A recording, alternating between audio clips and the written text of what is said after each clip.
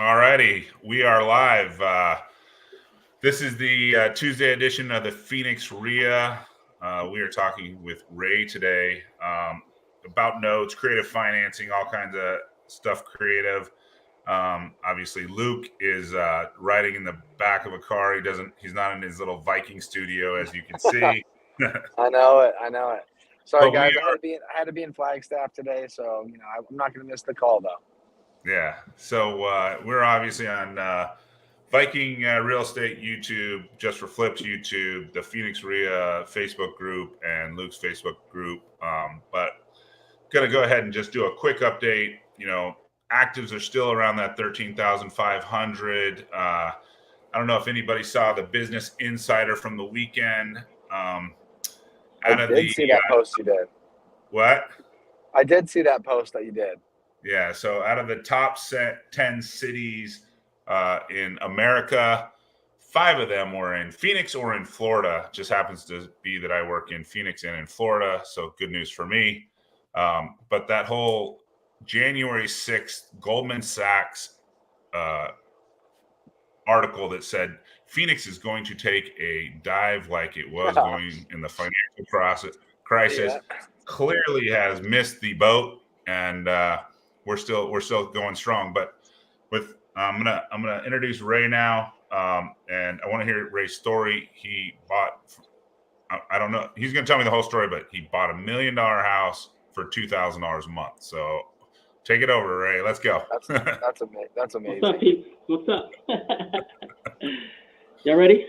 Yeah, let's go. Absolutely. Right. So this was a deal. I actually had an agent who brought it to my attention. She actually was moving a few luxury properties. I taught seller financing at one of my friends, Shireen's event. And there was this agent in the back. She was like, "Hey, Ray, do you do seller financing on luxury stuff?" And I was like, "You know what? I've never tried. I've never seen anything, but I'm interested. Send me what you got." And she was sending me this.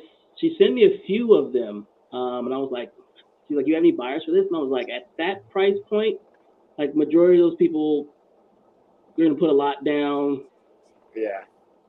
Your mortgage is gonna be like $5,000 to about $7,000 every month." I was like, "That's a hard pool to kind of find. A lot of people have cash. They're not looking to buy anything. If there's an investment, you have 2 savvy people trying to buy a property."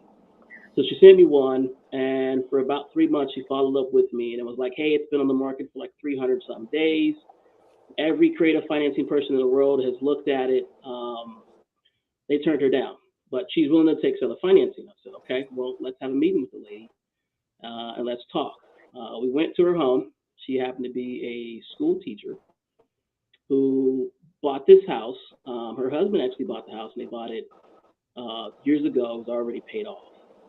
The only thing about this house is she didn't like the maintenance on it because it was a luxury property. It had Right. it had pool maintenance, lawn maintenance. She had every solar panel, and every system on it. And she was like, "I already bought another house because I got remarried. I don't want nothing to do with the maintenance because I have to travel from Scottsdale all the way down to Litchfield to maintain this property." And she was maintaining herself. She's like, I just don't want to do it anymore." Right. Right. So I'm discussing with her at the table, and we're talking about there's only one way I'm buying this property.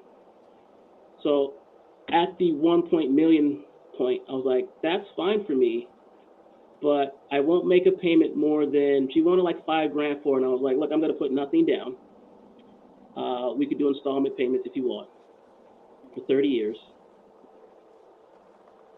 I want to pay $2,000 a month, and I'll take away your maintenance." And she thought about it, and she was like, "I don't know." I was like, "Well, what's your only alternative, right?"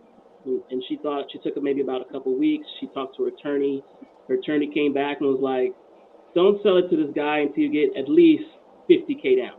So she countered, and she came back. She was like, "Ray, you got to put at least $50K down." I was like, "Well, I'm not interested. I'm super not interested." I was like, "Go find a buyer. Maybe I can send you some buyers that'll take it with $50K down." After another month or so of her trying to sell this property, she couldn't. She came back and she said, "Look, I'm willing to do the deal. Can you make the first payment and take care of the closing costs?" I said, "Sure." and she wanted Wow. a roofer. So she had a big issue on her property. She needed a roofer. I connected her with a roofer and a plumber for her roofing property, her rental property she was doing. And that just gave her the trust with me that she sold me the deal. Oh, wow. Now, quick question. Well, when you're taking the That's deal great. with 50K down, you probably could have sold it on a land contract for what, 6 or 7%, right? And then gotten 50K down from somebody else. I'm actually shocked you walked away with saying no on the 50K. Ray knew he had her. He knew he had her. He knew he had her. So that's She didn't have an alternative. So Yeah. I was just playing the game a little bit with negotiation. I would have taken it down at 50, but I know I didn't have to. So Right. And that's why you guys are the closers and I'm not. I was going to say, it sounds to me like Ray knew that she didn't have anyone else. No, she tried every which way to move it. It was just a huge liability for her. She actually had no real exit on it. So I gave her a solution of like her only problem was just the maintenance. Yeah. Right. Yeah. She was stuck on her price point. She wouldn't budge on it. She was willing to sit on it and continue to maintenance it. But I was like, in your time of maintenance in it, you got to drive at least 30, 40 minutes across town, right, after you get off of work to come maintenance this property. For what reason? So she was looking at renting it out, but at a house at that much square feet, we're talking about 5,000 square feet house. She had to furnish it to get it done. It's in a gated. Go ahead, Luke. Did she own it free and clear? Yeah.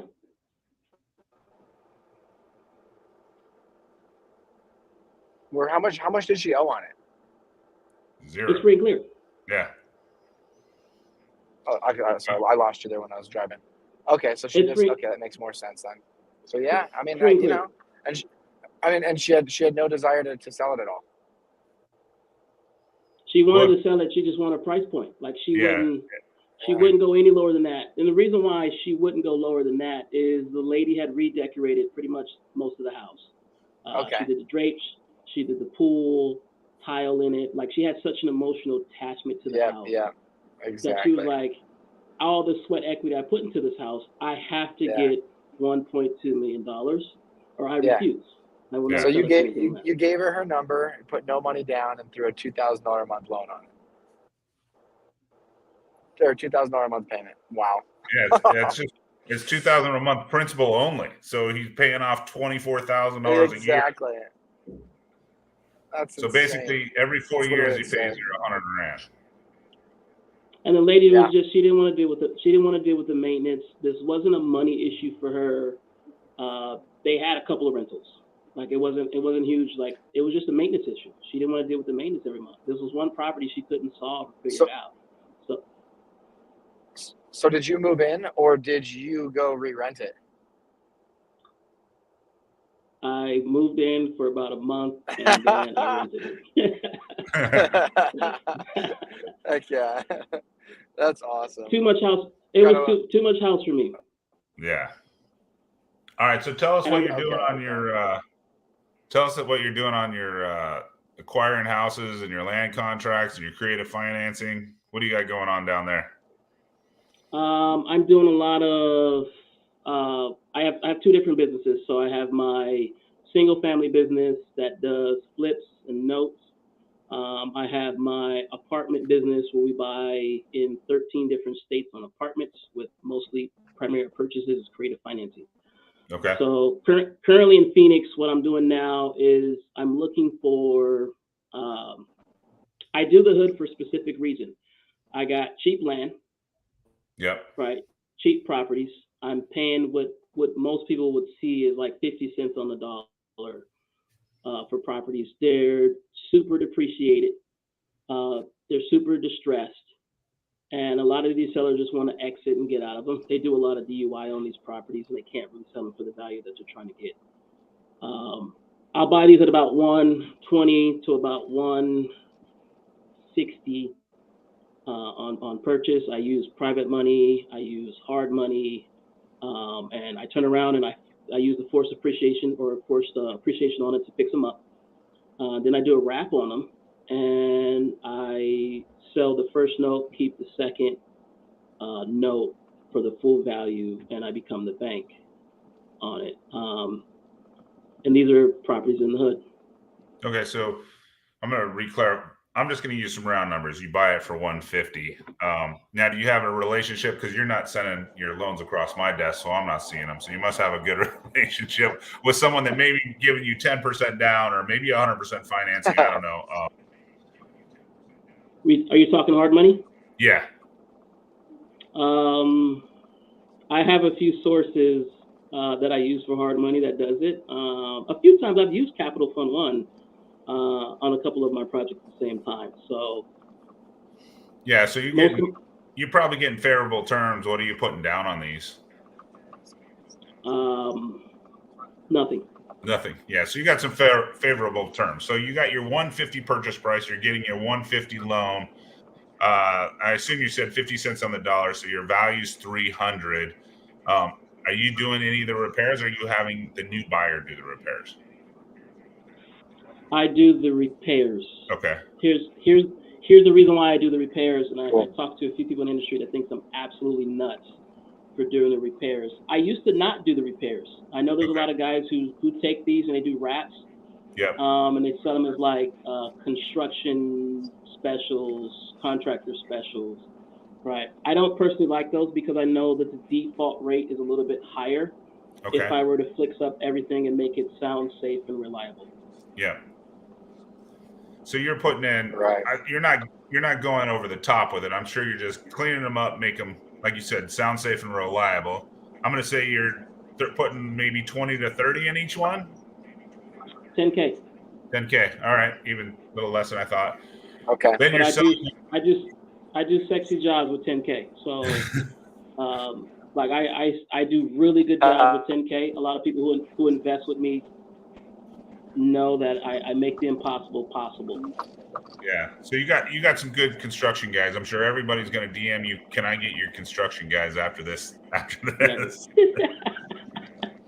Yeah, exactly. So you were saying you're buying at 50 cents on the dollar. So that means your 150 purchase, you got your 10K in it. You're selling to somebody on a land contract at, my guess is 300, right? Am I close? Yeah. I sell them as wraps. I wrap them. Okay. And then, so you're getting a down payment from them, what, 10%? You know, what's your goal? My goal is 10%, but the way I structure these is a little bit different. I've actually never shared how I do these. Oh, okay. Well, if I'm digging too deep, let me know. No, I don't mind. So I shoot for 10%, but I'm usually able to get 20 to 25 to up to 30 on these because a lot of these are, I've stolen my apartment concept from the Midwest, how they do houses, and they have, you know, parts of it kind of carved up, and they're getting 800 for this room, 800 for this room. Right.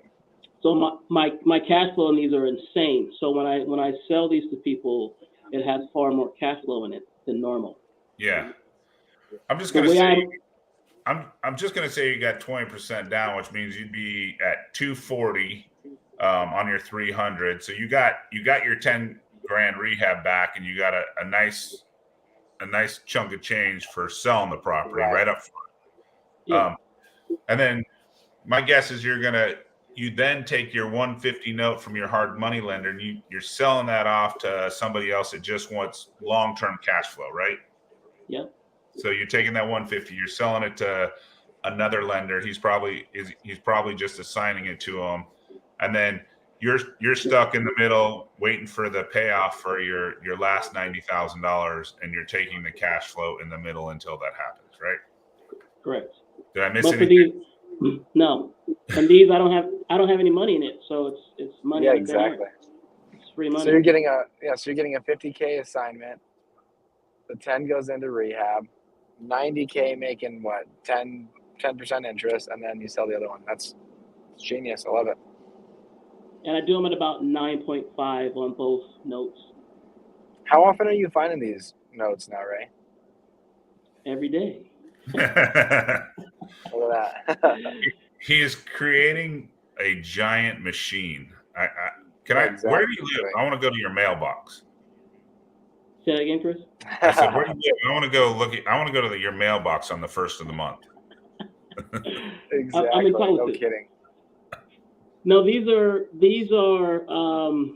so what I do in these is I go to I know a lot of people shop for these, especially like there's a lot of different guys who do wraps, and there's some communities that do a lot of this different stuff. My buyers are different because my buyers happen to be business owners. Yeah.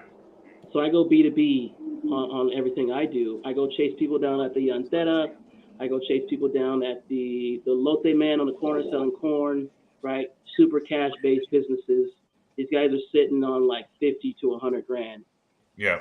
in cash, and they just don't have a house they're renting right now. So if I can give them a house that's already a rental asset where they can live in one portion of it and then rent out the back 2 units, I get more done. Yeah, so they Okay, do you have anyone that's interested in buying a property in Flagstaff? Potentially. We've got a duplex. We've got a duplex in Flagstaff, and we've got 2 mobiles on the same property. So it's 4 units on the property, and we'll sell it in a wrap. We'll do that all day. What are you asking? We're gonna put a little bit of money into it. We'll probably be in that like 550, but we're thinking it should bring in somewhere between $500 and $5,500 a month in rents. See, you're on the opposite end.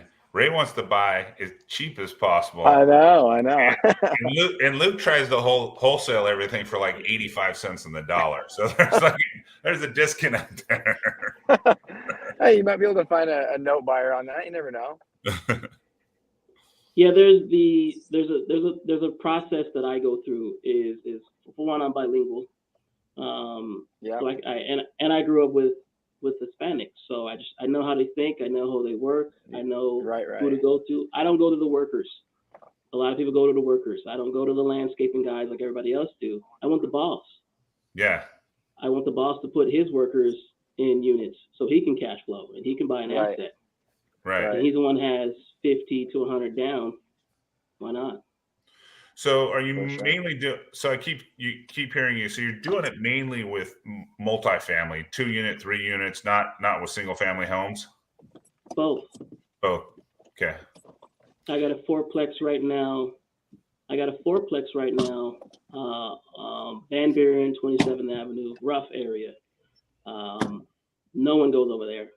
Yeah. That I'm doing the same thing. It's literally it's commercial zoned. It's 2 duplexes right next to each other, but there's also units in the back that I'm gonna be. They're actually storage units that are permitted on the land.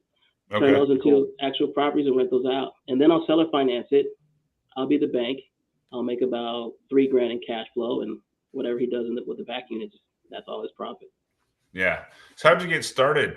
Who taught you the creative finance? You take a class, you stumble around on it, or books.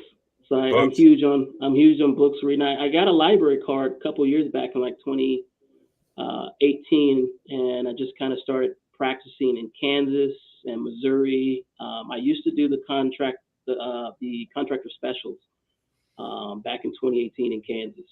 Okay. What brought you west? Well, it's my own backyard. Right. Oh, so I didn't like the. Sorry. Go ahead, Chris. So you're originally from here, and then, or you were doing them in Kansas, but you lived here. Yes. Okay. Gotcha. Okay. Did you have a connection there that kind of made you want to go there? No, we were wholesaling deals and ran across. We were doing a nationwide wholesaling and ran across a deal in Topeka, Kansas, and it was $10,000 for the property. So we were like, $10,000. Let's fly out there. Let's see what it looks like. Yeah. Right. So we flew down, bought it cash, turned around, did a wrap on it, and a land contract on a few other ones. And from there, that just kind of got us getting started. We ran into a good community out there. I'm really heavy with the immigrants. A lot of them want home ownership. They want affordability at the same time.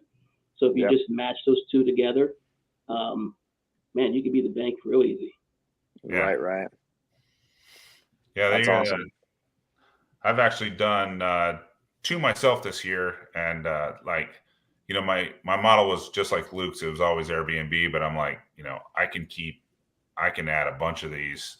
I can add a bunch of these right now because, you know, I'm even watching other people wholesaler stuff. I'm actually kind of looking for that that tweener house that people are sending out. It's kind of like the tiles are all right, the oak cabinets are all right, the countertops are all right. No rehab needed. Let's sell it. Yeah, so those, no, for sure. For me, those are the ones that there's so many eyes on those because everybody's looking for the ones that are turnkey rentals, not turnkey, you know, as far as like fully updated. I think everybody's looking for those right now. I look for the ones that are a little bit below that because I can put my money in it and double that money that I'm putting into it. Like all my properties, I fix them up beautiful. I'm talking about I have the best product in the neighborhood. I also stage them. Oh, wow. And then I bring the people out, right, so they can come look at it, feel it, touch it, smell it. Smells nice, looks nice. They're like, this is the best rental in the area. And I right above everybody else's rent. So the rent for $800, I'm at $1,000. Yeah. But they got ownership. I mean, a land contract, they can still probably write off the interest, all that kind of stuff. Right. When you get a chance, Chris, to come out, I can show you some of my projects. You'll see the way West Phoenix is ran, and the reason why I like the hood is there's way more cash flow. Like everybody runs these up. A lot of people don't know this in Phoenix, but it's ran just like the Midwest. So if you go to some of these, there's a lot of houses that they look for back units so they can move in, you know, grandma or cousins in the back. Yeah. Right. These are the ones you want because a lot of these, even if you were to like refi these, they won't hit DSCR, right? Because the rent's not there. But if you got a unit in the back, right, for $1,200 and a unit in the front for $1,200, it kind of covers it. Yeah, makes sense. Exactly. Yeah. So a lot of people are not seeing that. Like I look at these like a Midwest point of view in Phoenix is if I have 3 or 4 units on it, if it's a house and it's carved into 2, and then there's a unit in the back, I can make $1,000 on each. That's $3,000 per door. Yeah, that's awesome. Yeah, I'd love to check it out. I'll take an afternoon off and you can show me around. Bring a pistol. We can go down to that Mexican food place too. What's it called? Dos Molinas. Is that still down there? Yeah. Yeah. Love that place. Yeah, these are I'm doing these more and more on multifamily. Soon I'm going to be doing the notes in the Midwest, only because you could do the same thing. So you can I'm working with a company now. They're called Ameritrade. They're note buyers. I'm working on them where I can buy properties for pennies on the dollar. So in the Midwest, you can go to tax lien foreclosures, pick up houses for about $7,000. ARV is about 100,000. I can put 30, 40 into it. A lot of them, they'll pay the note off at 50%. So I can actually cash out all my money and still keep the second in place and cash flow $400 to $500. That's awesome. So there's a guy in my mastermind. He coined this phrase like slow flip, but he's out there buying like $30,000. He doesn't touch them, sells them on a land contract for like 70. You know, on the 30, he just borrows it from a local hard money lender, just like you do. So $300 a month, he sells them on a land contract at 9, and then he just applies all the payments. So he gets no income now, but he usually has them paid off in like 5 to 6 years is the ballpark to get them done. All of them? Yeah, he's got $135,000 a month in cash flow right now. I mean, he started doing this like 5-6 years ago, so a lot of them are paid off. And so like the next 25 years after they're paid off, because like he just literally takes he's selling it at 9%, so that's $8,100 a month. So it's like whatever, $700. The payment to the hard money lender is $300, but he's taking the whole $700, applying it to principal. I think that the time frame to pay off is like 5 or 6 years, and then I sit next to him in CG sometimes. Is like his cash flow right now is 100. He's like everybody, the third and fourth quarter was happening, and like what's going to happen if like you struggle and you have bad cash flow? He's in the middle where I wait to the first of the month and I get 135,000. Yeah, jeez. I like this guy. Who is this guy? Yeah, exactly. Yeah, we gotta meet and talk and sit down. His name is Scott. That's awesome. But like, yeah, he's doing something similar, but he's not keeping the cash flow. He's just piling it down, and he's all on hard money. But he's only working in the markets where he can get that $30,000 or $40,000 house. Interesting. Yeah, I do. So when I do a lot of these things, I do either private capital or I do hard money to invest in these. I'll go borrow the down payment, so I don't have any money into these. We're talking no cash, no credit, no credentials, right, to purchase the stuff. And I'm just looking for the cash flow. Everybody knows cash is king. So and for a lot of these investments, I go to family members and friends. I'll actually use their HELOCs to purchase a lot of this stuff. Yeah. And then when I go to either refi or sell a note, they get their money back. I get a property, right? It's win-win. Everybody's happy. Super win-win, yeah. So that's what I'm currently doing in Phoenix. Killing it. I'm enjoying it. I'm having fun over here. Yeah. Hey, awesome. Like I said, I was just keeping Airbnbs, and now with the Airbnb market being a little saturated, I just converted into this, a few months ago. I'm going to grab as many as I can. I might actually go to a market where I can do the $30,000 or $40,000 properties too. I know I've heard that in downtown Indiana, it's a lot. You can get those there, and I've heard that before as well. You can pick up a lot of properties in Louisville for that price point as well, Chris. Yeah. When we were doing a lot of stuff there, we were getting houses in Louisville for that. We bought a couple of K. So let me drop this on you guys. The way I kind of found out about I was reading books. I ended up watching a movie called The Margin Call, which was back in like 2005, 2008 when the market crashed. They were the company that made the market crashed. And they were talking about these mortgage securities, these notes, these mortgage notes, because they were back there doing subprime loans back in the day. Right. And they were talking about selling those off on the stock market. That's what made the market crash back in there. And I was looking at it like, that's where the money at. Like these properties exchange hands on the back end. No one really knows about it. It's all Wall Street. It's all private investors that are moving notes back and forth and they're selling them at a discount. So you make your money in the front and you make it over time at the same time. So that kind of let me get involved into it a little bit more often, especially when you're leveraging creative financing and creative funds that you're using, whether it's borrowed or OPM, to start taking things down in the Midwest. I currently do it in Phoenix because a lot of people said you couldn't do it in Phoenix because the prices were too high. But I do it here as well. And it's a game changer. Like when you become more of the bank and you start getting into mortgages, you don't have, they talk about toilets, termites. I forgot the term that's called when you become a landlord. Yeah. You don't have that when you're the bank.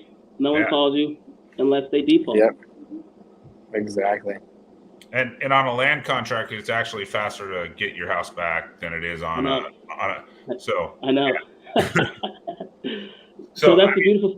Most of these real estate agents probably just didn't even pay attention to what an agreement for sale was in the recovery process when they were taking their real estate school. But if you actually paid attention to it, it's a lot faster than a foreclosure. Way faster. Yeah. For me, it's ugly to say this, but I wish you default. Yeah. It's kind of like hard money does the same thing. Hard money is just like, sure. I mean, if you don't, I'll just take it back and take that loan to get the house back. Sure, why not? And that's you're like if you take it back, you're like rinse and repeat, right? Just take it back and do it again. Yep. That's the beautiful thing of doing mortgage notes. So I think mortgage notes is the most safest business out there because a lot of the stuff that you're buying, your risk is mitigated. Yep. And You're buying a lower percentage. the great thing is it's still just, you're doing a good thing. You're giving people home ownership that wouldn't normally have home ownership, right? So they're happy about it too. And then, you're just you're the good guy. Us hard money lenders are the bad guy, or us wholesalers are the bad guy. We're out there stealing houses. Right. I think the biggest thing too is your risk is just so low. Yeah. Once you learn how to structure everything and put it all together, I mean, ultimately it's extremely safe. If you say, worst comes to worst, you're still in a good spot if they don't make payments and whatnot. And you can always, awesome. A lot of people, there's a lot of investors who do this already. These are not new methods. Yeah. So REO, right? REO, they sell notes on the back end. Yeah. Right. Non-performing notes, banks sell those all day long to investors, sometimes in portfolios. Like this is not new methods. These are things that people have been doing, and it's more safer.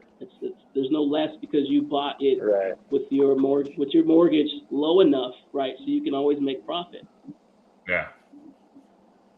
Cool. Well, we appreciate you jumping on with us. Anybody have any questions for Ray? See if we can get some questions stirred up. I got something else to throw out there too that I do. All right, let's go. See if we get any questions while you tell us the story. So I do I do a lot of novations too. I do land novations. I look for ranches. I look for a lot of land properties. I'll novate it, put it on the MLS. I'll sell a piece of it and keep the rest, and I'll sell the rest of it. Cool. We got our first question. What's a good percentage to pay the private investor? I mean, you're probably looking at somewhere between 10 and 12. What's your number? So it depends on who they are. It depends on how you source your investor. 10 and 12 is good for a savvy person. That's a good return that they're getting back. If you're turning the money quick and fast, it has a different ROI, right? So some people are doing 10 and 12, that's annually. Yeah. Right? But if you did it in 6 months, right, that 10% is now 20, right? Yeah. If you did it in 3 months, that 10% is now 33 or 40%. So it's a little bit different how you do it. I balloon people. I give them sometimes $5,000, $10,000 on top of what they lent to me. Okay, gotcha. So they're getting a bonus. Right. Kickers. Yeah, that's awesome. And then they're probably just like, take my money again. Oh yeah. They're not doing anything with their money. And a lot of people, I'm using people so I source people who are family and friends, neighbors, different people that know me in the industry. A lot of them have like $5,000, $10,000 just sitting in the bank. So yeah, you're making 0.0.0.3 interest on that. Yeah, if I can exactly. turn that and give you $5,000 in the next 90 days, why wouldn't you? No, for sure. Yeah. That's the same. So when we do gap funding, we offer 12%, and then we offer 1 point. So, our average home will, say it takes us 4 months to do it. With the point, I mean, a lot of times we've seen people making 35% on their money. When they keep their money with us for a full year. It's pretty wild. And exactly like you said, there's so many people that are out there that keep their money in the bank, and when their money's in the bank, it's making nothing. I mean, it's literally especially with inflation now, they're literally losing money with it being in the bank. Yeah, right. So I mean, it's wild. Yeah, some of the deals that I do, a lot of sellers invest with me. So I was doing wholesaling, moving deals, and I jump in to creative financing. I don't like to make the seller the bank. I don't like to wrap it at the top ARV. I like to work with sellers on maybe we can get equity or a HELOC and deploy that money into more real estate. I can give them a higher return. Yeah. Yeah, it makes sense. Heck yeah. Yeah, it's a win-win for everybody. You, the private money guy, the homeowner, everybody's winning. Mm-hmm. We got a bunch more questions here. Hold on. We didn't answer this one. Let's say they let me borrow 100K cash. Will 10K cash back plus their 100K is a good deal? So that's 10%. Yeah. Yep. Yeah, that's a good metric. That's a good metric. So what I do those is if you get a calculator for ROI and you understand ROI, if you're going to hold on to their money for a year, that's 10%. But if you're going to hold on to it for 3 months or 6 months, right, your ROI actually jumps up. Yeah. 20 or 30. Higher. So now you're giving them 20 or 30 if you keep doing those deals. So if you did 100 grand, 10 months, and they get it back sooner, you balloon them, it increases their ROI. Right. Well, cool. Awesome. We appreciate you jumping on, Ray. We try to keep this yes, for sure. hour, and then, but if anybody has any questions, sees this later, comment below. If you're watching it on our YouTube channel, obviously like it, follow us, all that fun stuff. But we appreciate it. We'll have to let me know. I'm not back till the weekend of the 17th, but if you're around, let me know and I'll come check out your stuff. And then one last question. I do the RIA live on the third Tuesday. I am booked until September. You want to jump in there in October or November and fill a spot for me? You like to do some live events? I'm down. All right. I'll send you the 2 dates on October and November, and you can jump in and come network with us and give us like an hour of your content, and everybody, I'm sure it'll fill up the room. I'm in. Count me in. I'm in there. So I will be having. So I would probably be having some property rocks on some of my houses for everybody who's local in Phoenix, where everybody can kind of see what I do, how I do. I have the lenders come out. I have pretty much everybody come out so they can walk it. Then I explain the numbers and how I took it down, how I seller financed it, and how I cash flow. Cool. Love it. Well, thanks, guys. I appreciate it. Somebody said, how can I follow you guys? I'm just Chris Simon at Instagram. Ray, where you at? Where can they find you? Instagram, Ray_Spencer_ the banker. There you go. Awesome. I'm Luke_RO_. Perfect. Appreciate it, guys. Ray, thanks for everything. Yeah, thank you. I appreciate you guys having me on. Let's continue. Let's get it. Of course. No doubt about it. Chris, we'll see you next week. Yep, sounds good. Chris, next week we'll have to talk about this Florida deal we're getting together. Yeah, Luke and I started a little Florida venture, and we're doing virtual wholesaling, and we got our first deal. So we're gonna do a little case study for any of you guys just getting started, so we can show you how to do it. Are you showing people how to wholesale virtually in Florida from Arizona? Yeah. So, but we wanted to have our first deal under our belt, so we can. So we started calling. This is how many calls we made. This is how many leads we had. We're gonna walk everybody through that whole process. I love it. For sure. So I hope everybody takes advantage of it, man. That's printing money and making money out of thin air is where it's at. Yeah, right. No doubt about it. See you guys. All right, guys. Appreciate it. Y'all have a blessed day. You too.